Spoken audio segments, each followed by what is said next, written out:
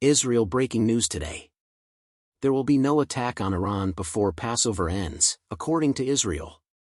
While the timeline could change, a U.S. official tells ABC News that it looks unlikely that Israel will strike Iran before Passover ends. Commencing Monday night and continuing until April 30th, the Jewish holiday is in full swing.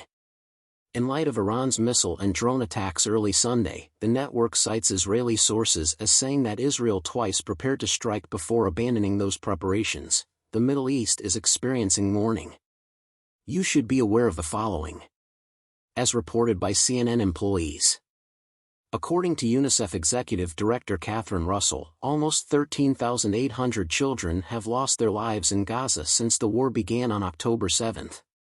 Additionally, the UN Entity for Gender Equality and the Empowerment of Women reported that one child is hurt or dies every 10 minutes in Gaza.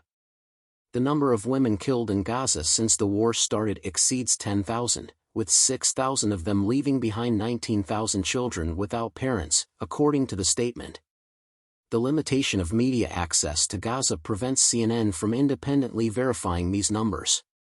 What follows is an update on the situation in the area.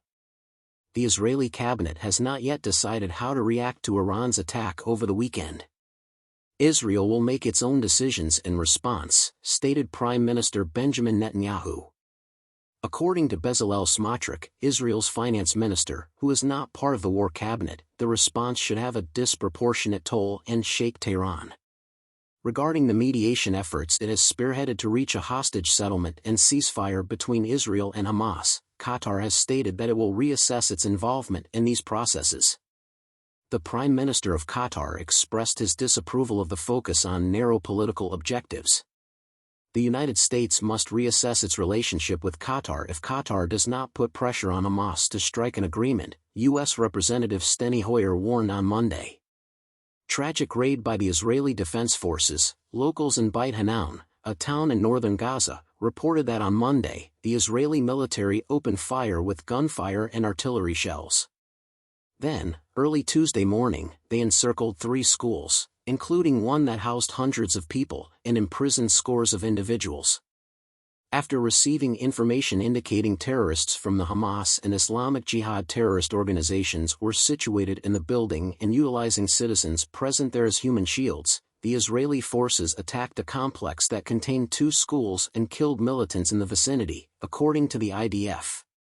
Death toll in Gaza refugee camp climbs. According to hospital officials, the number of casualties from an Israeli airstrike on the Al-Maghazi camp in Gaza has climbed to 14, including 8 children.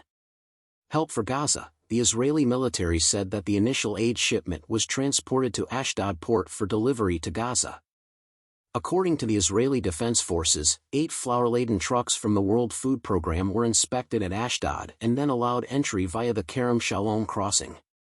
A group affiliated with Hezbollah after the Lebanese militant group Hezbollah, which receives support from Iran, attacked a town in northern Israel, wounding 18 Israelis. Israeli fighter planes bombed what they believed were Hezbollah sites in southern Lebanon. 3 civilians were among the 18 wounded, according to the IDF. The remaining casualties were troops.